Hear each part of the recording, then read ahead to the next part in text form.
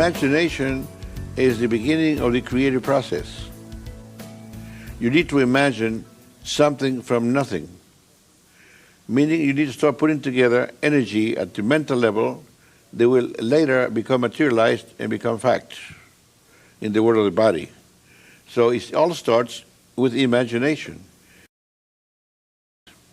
Say, for instance, that if you want to help through this imagination a sick person to get well, you have seen the person functioning when the person is sick.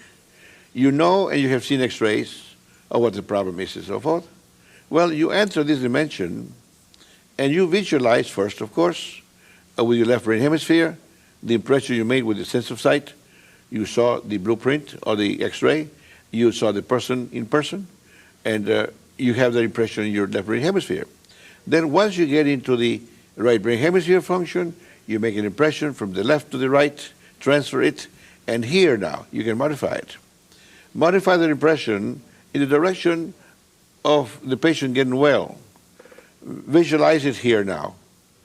You see, you have transferred the visualization image, a visualized image, from the left to the right, and then once at the right, you start making alterations here. You make alterations if you saw something that is not supposed to be, you erase it, change it. This is your blueprint. And then keep thinking on it and projecting it to the person, and before you know it, the body will take on the change, you see.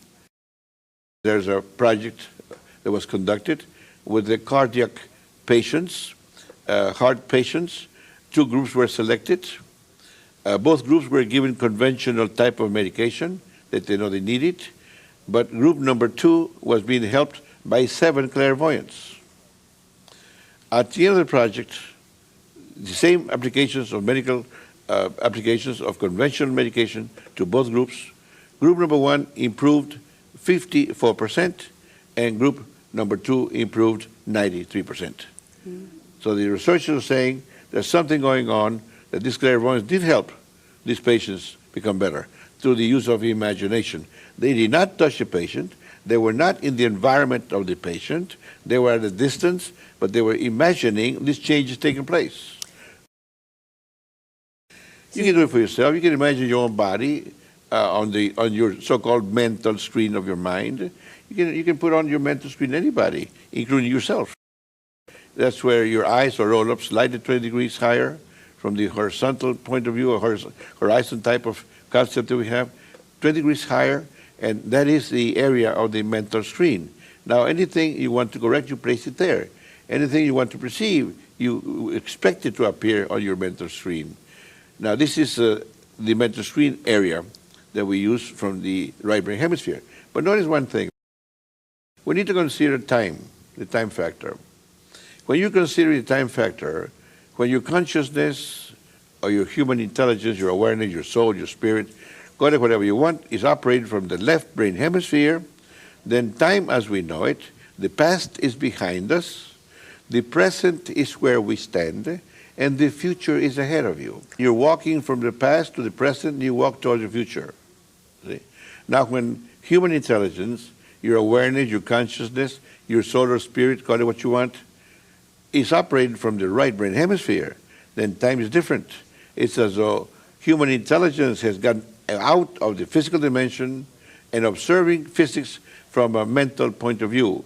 Now, the past is to your right, the present is ahead of you, and the future is to your left. Okay? So now, in having things happen, you want to place the changing effects that you want to take place on the left when operating from the right brain hemisphere. You see, the past is composed, the right, of materialized thoughts.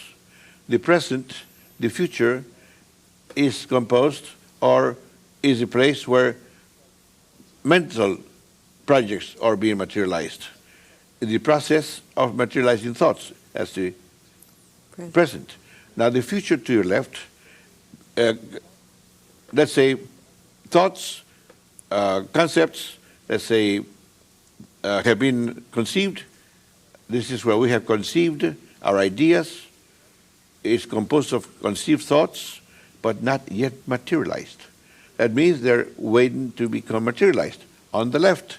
So So it is here that we can alter the process of materialization, that we can interfere or interject through the concept of creating our models, our schematics, our blueprints at the right brain hemisphere level, at the alpha dimension, to be able to take part in materializing those concepts in the future when they are placed on the left. Now remember that the left brain hemisphere is the future. To the left is the future when you operate from the right brain hemisphere. Now here you need to function in the future in a past tense sense. Notice how confusing it is. It's like the confusion we created when we found that we were the first to learn to function with the right brain hemisphere in the subconscious. They were telling us, scientists were saying this is not possible until we proved it scientifically in a psychophysiology lab at a university. Now, after this, they didn't question us anymore. But then again, we're the first ones to come up and say this. So then we're saying that the right brain hemisphere, the alpha dimension, 10 cycles. You need to learn to control this. Now, the left one is for the future. The right is the past, the present is straight ahead of you, and the future to your left operate from the right brain hemisphere. But you need to function on your left in a past tense sense. You need to complete the project that you're working on. For instance, if you want to become successful, you imagine yourself already successful. That's in the past, you see. As though it's already materialized. But you need to visualize and you need to feel it. You need, with all your sensing faculties, sense it in the left brain hemisphere as though it's already happened. So this is what we think Jesus meant when he said, pray, believing you have received the past tense, and you shall receive. But you need to believe from the right dimension in the kingdom of heaven and placed in the proper position to the left in order for it to happen.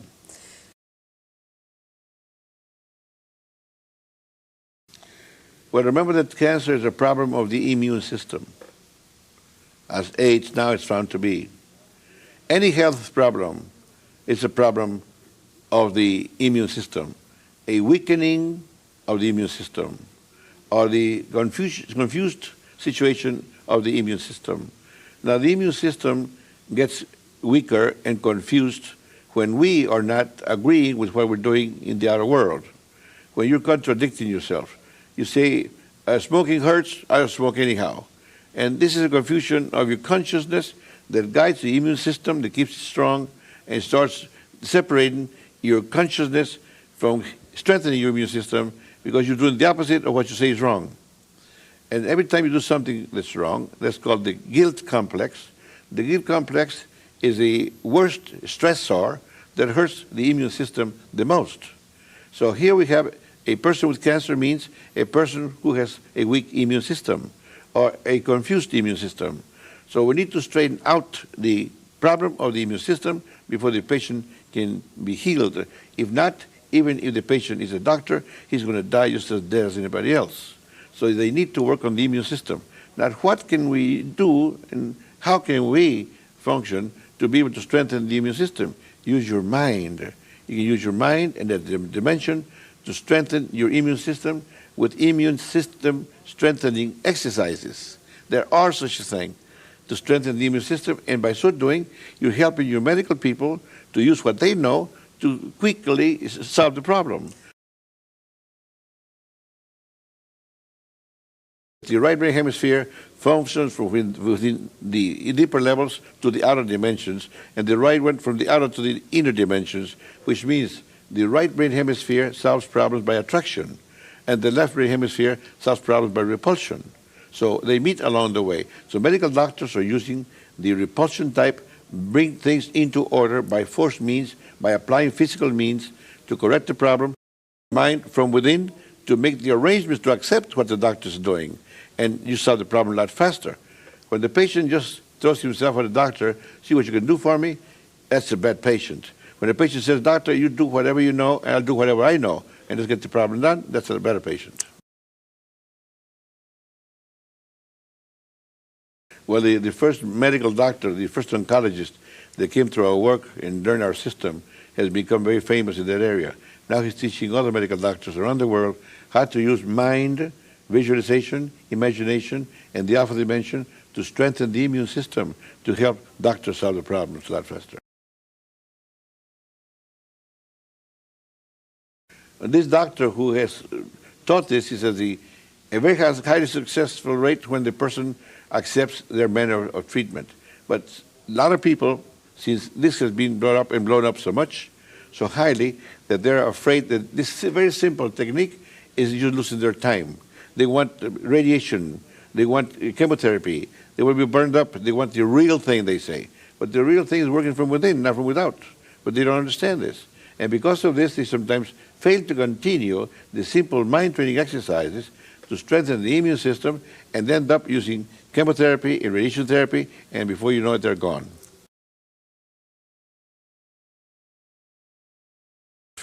The most important thing for human beings, their health.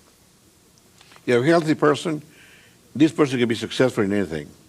You have a sick person, it's very difficult to become successful in anything. So, this is why I think, here's my own personal concept again, that Jesus said, seek the kingdom of heaven first, function within God's consciousness or rightness, and everything else will be added unto you. Well, this is the same thing I said to Peter. Peter, now you take these keys and teach people how to do it. Then whatever you do in the kingdom of heaven will be done in the kingdom of earth. Whatever is undone in the kingdom of heaven, word of the mind, will be undone in the kingdom of earth, word of the body. Now go teach people that this is already possible. This is at hand. To do what? To heal the sick, he says first. To cleanse the lepers, health problems again. To cast out demons, psychological problems also. It deals first basically with health problems, yes.